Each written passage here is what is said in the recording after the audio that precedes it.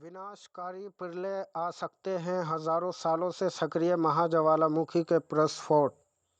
महाज्वालामुखी हजारों सालों तक सुषुप्त पड़े रहते हैं। महाज्वालामुखी हजारों सालों में कुछ बार फूटते हैं, लेकिन उनसे खतरा हमेशा ही बना रहता है कि वे कभी भी महाविनाश जैसा प्रलय ला सकते हैं। जब भी कोई ज्वालामुखी फटता है तो उसके आसपास के क्षेत्रों में एक तरह का महाविनाश आ जाता है, लेकिन कई ज्वालामुखी इससे भी कहीं ज़्यादा विनाशकारी होते हैं। इस तरह के ज्वालामुखियों को महाज्वालामुखी कहा जाता है। ये महाज्वालामुखी प्रस्फुटन के बाद हजारों सालों तक सक्रिय और घातक बने रहते हैं। यही वजह है कि इंडोनेशिया के एक पुरातन महाज्वालामुखी के अध्ययन करने के बाद वैज्ञानिकों ने इस ज़रूरत पर बल दिया है कि इस प्रलयकारी घटनाओं का पूर्वानुमान लगाने की क्षमता विकसित करने पर इंसानों को गंभीरता से सोचना होगा। फूटते रहते हैं महाज्वालामुखी। अंतर्राष्ट्रीय शोधकर्ताओं की टीम में कर्टिन यूनिवर्सिटी वैज्ञानिक भी शामिल थे, जहां के जॉन डी लेटर महाज्वालामुखी प्राय विशाल प्रस्फुटनों के बीच हजारों सालों तक अंतराल में कई बार प्रस्फुटित होते रहते हैं, लेकिन ये स्पष्ट नहीं है कि बीच की सुषुप्त अवस्था में उनमें क्या होता है। सुषुप्त अंतराल को समझना ज़रूरी है। डेनिसिक ने बताया कि इस लंबे सुषुप्त अंतराल को समझने में ये तय होगा कि हमें युवा सक्रिय महाज्वालामुखियों में क्या देखना चाहिए, जिससे हमें भविष्य के प्रस्फुटनों का पूर्वानुमान लगा सके। महाप्रस्फोट पृथ्वी के इतिहास में सबसे विनाशकारी घटनाओं में से एक होती है, जिसमें से लगभग तुरंत ही विशाल मात्रा में मेगा बाहर आ जाता है। पूरी पृथ्वी पर होगा असर। इससे पृथ्वी की पूरी जलवायु तक प्रभावित हो जाती है, जिससे हमारा ग्रह ज्वालामुखी शीतकाल में जा सकता है। यह ऐसा असामान्य रूप से बहुत ठंडा समय होता है, जिससे व्यापक तौर पर आकार और जनसंख्या विखंडन जैसे नतीजे देखने को मिल सकते हैं। काम करने के तरीकों को समझना बहुत ज़रूरी है, क्योंकि इससे भविष्य में होने वाले इन अटल प्रस्फोटों की जानकारी मिल सकती है, जो हर 17,000 साल में एक बार होते हैं। महाज्वालामुखी का दुष्प्रभाव आम ज्वालामुखियों की तरह केवल प्रस्फोट और उसके कुछ समय के बाद तक सीमित नहीं रहता।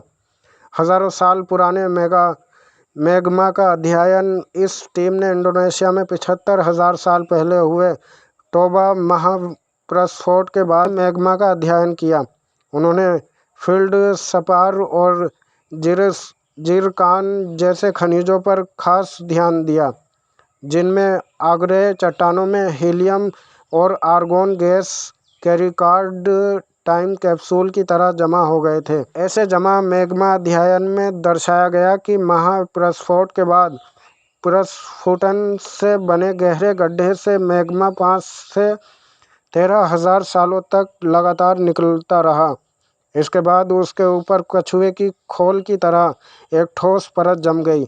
यह अध्ययन प्रस्फोटों की वर्तमान ज्ञान को चुनौती देता है, जिसमें ज्वालामुखी के अंदर के तल मैग्मा का अध्ययन कर भविष्य के नुकसानों का आकलन किया जाता है। हजारों साल तक सुषुप्त रहते समय भी महाज्वालामुखी की सक्रियता बनी रहती है। सदियों लग सकती है उभरने में सकते हैं जब ज्वालामुखी के नीचे मैग्मा नहीं हो।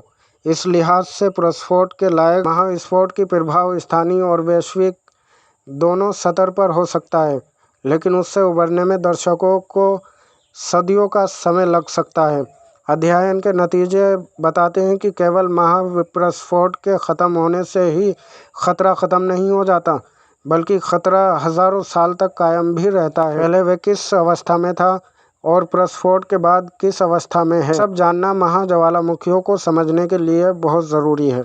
आज किसी भी समय धरती से टकरा सकता है जियोमैग्नेटिक तूफान। कई देशों में ब्लैकआउट का खतरा। जियोमैग्नेटिक तूफान सौर तूफान से अलग होता है और सोलर विंड की वजह से आता है। इस तूफान की वजह से उत्तरी ध्रुव पर नॉर्थर्न लाइट्स दिखने के आसार हैं। तूफान की वजह से सैटेलाइट और इलेक्ट्रिक्स ग्रिड्स पर असर पड़ सकता है। सूरज से निकली तेज तूफान की लहर आज धरती को हिट कर सकती है। इसकी वजह से GPS system, cell phone network, satellite, TV और पावर ग्रिड बंद हो सकते हैं।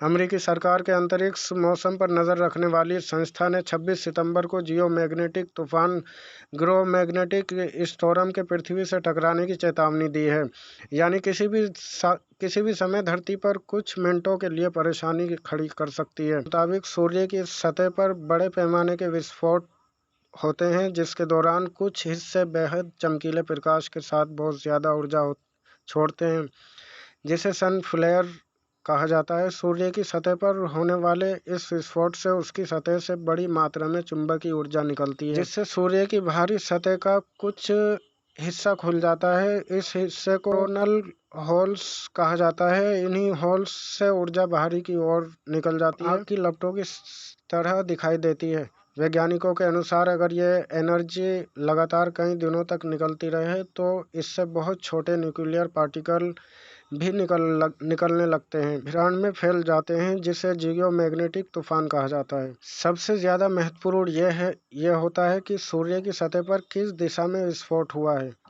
ऐसा इसलिए क्योंकि जिस दिशा में विस्फोट होगा उसी दिशा में न्यूक्लियर पार्टिकल ये एनर्जी अंतरिक्ष में ट्रेवल करेगी।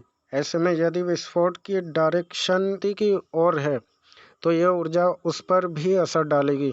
वैज्ञानिकों के अनुसार सूरज से निकलने वाले रेडिएशन से पृथ्वी का चुंबकीय क्षेत्र बचता है।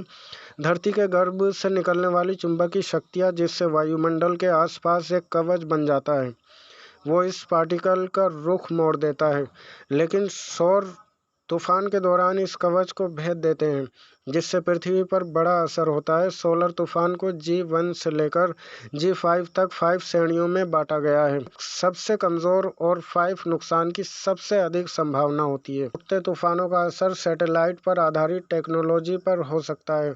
सोलर विंड की वजह से धरती का बाहरी वायुमंडल गर्म हो सकता है, जिससे सैटेलाइट पर असर होता है। इससे GPS navigation, mobile phone signal और सैटेलाइट टीवी में रुकावट पैदा हो सकती है। वहीं पावर लाइंस में करंट तेज़ हो सकता है, जिससे ट्रांसफार्मर भी उड़ सकते हैं। यह भी हो सकता है कि कुछ देशों में बिजली की सप्लाई बाधित हो जाए।